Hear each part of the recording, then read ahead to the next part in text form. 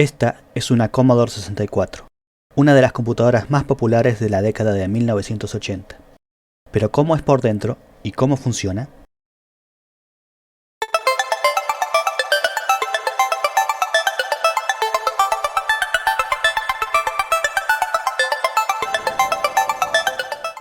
En este video veremos los principios de la arquitectura de la Commodore 64. Nos basaremos en una de las placas con menor integración, pero los principios se aplican igualmente para los modelos posteriores como los usados en las Commodore 64C y G. El cerebro de la Commodore 64 es un microprocesador de 8 bits MOS 6510, derivado del 6502.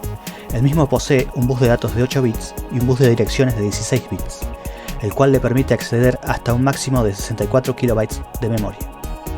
El 6510 posee además 6 pines de entrada-salida de propósito general.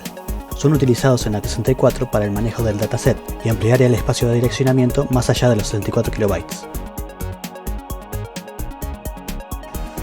La frecuencia de reloj es de alrededor de 1 MHz. El valor exacto depende de la norma de video, NTSC, PAL o PAL-N. La memoria principal consiste en 64 KB de RAM dinámica. En este caso se usan 8 chips de 64K por 1 bit. En azul vemos ahora cómo el bus de direcciones se conecta a la memoria RAM. Pero nos falta algo, ya que las RAM dinámicas están ordenadas en filas y columnas y se debe entregar la dirección en dos mitades de 8 bits, primero la fila y luego la columna a acceder.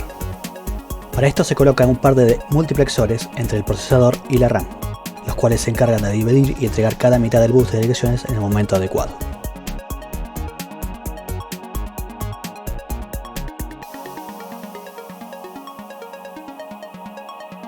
Con esto solucionado, aquí viene el bus de datos bidireccional en rojo.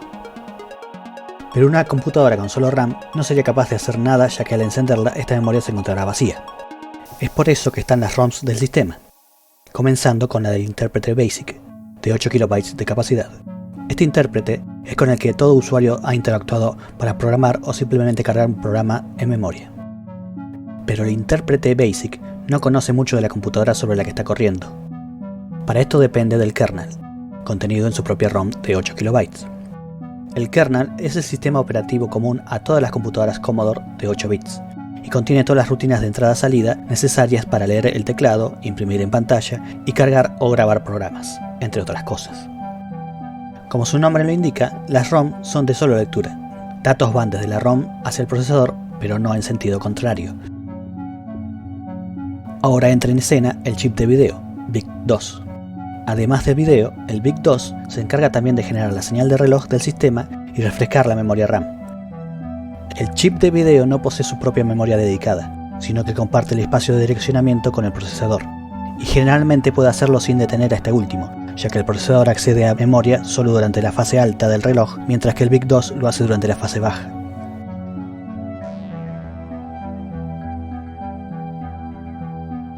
Pero cada cierto tiempo el chip de video necesita más ciclos para leer datos gráficos que los disponibles durante solo la fase baja del reloj del sistema. Para esto el BIC2 tiene la capacidad de momentáneamente detener y aislar el procesador del bus del sistema. De esta manera puede acceder a memoria en ambas fases del reloj.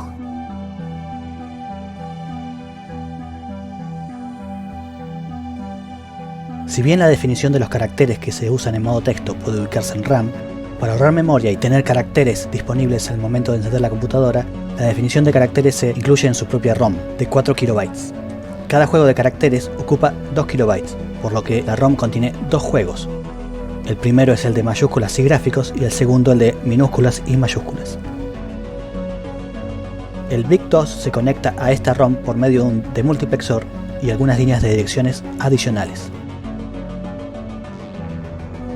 Los modos de texto y el modo gráfico multicolor usan además un área de RAM separada llamada la Color RAM.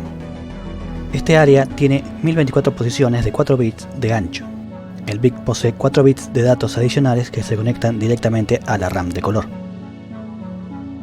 La salida de video componentes del BIC2 es presentada en el conector de video de la Commodore 64. El siguiente componente que veremos es el chip de sonido, SID. Su salida es presentada también en el conector de video, pero además se une la señal de video en el modulador del cual se obtiene la salida de radiofrecuencia o antena. A continuación viene un par de MOS 6526 SIA.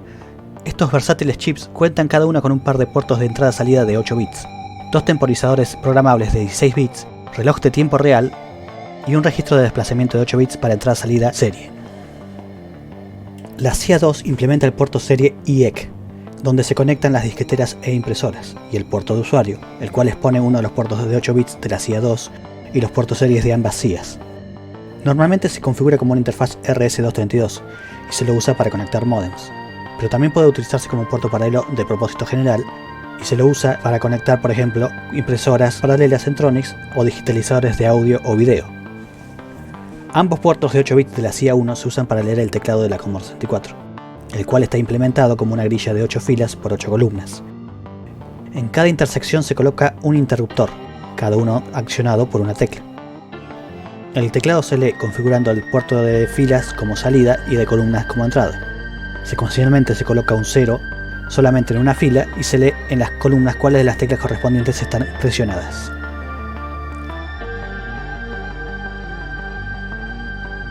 Hay una tecla que existe fuera de esta grilla, Restore.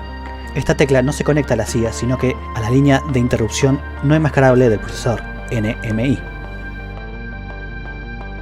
Las líneas del teclado son compartidas con los puertos de control, donde se las usan para la lectura de los joysticks. El puerto de control 1 además acepta la conexión de un lápiz óptico, cuya entrada se conecta al chip de video. Ambos puertos de control poseen además un par de entradas analógicas cada uno, normalmente utilizadas para conectar paddles. Estas entradas analógicas se conectan al SID. Como mencionamos al comienzo, parte del puerto de entrada-salida integrado del procesador se usa para el puerto de dataset. Pero es obvio a simple vista que la Commodore 64 posee más memoria de la que puede direccionar su procesador. 64K de RAM, más 8K de BASIC, más 8K de kernel, más 4K de caracteres, más 1K de RAM de color, da un total de 85K de memoria. A esto debemos sumarle al menos 108 bytes más para controlar los chips de sonido, video y ambas SIAs. De organizar esto se encarga principalmente un chip llamado PLA. El mismo se controla mediante algunas líneas de entrada-salida del procesador y de la SIA 2 y parte del bus de direcciones. Según la combinación de entradas, la PLA activará determinado chip o memoria, de forma que el procesador accede solo a uno a la vez. Aunque se ha omitido aquí para mayor claridad, la PLA también controla y es controlada por varias líneas del puerto de expansión, que permite a la Commodore 64 configurarse automáticamente para distintos tipos de cartucho o interfaces. Y con esto damos por concluida esta breve introducción a la arquitectura de la Commodore 64. En el futuro veremos cómo está organizado su mapa de memoria, tanto desde el punto de vista del procesador como del chip de video.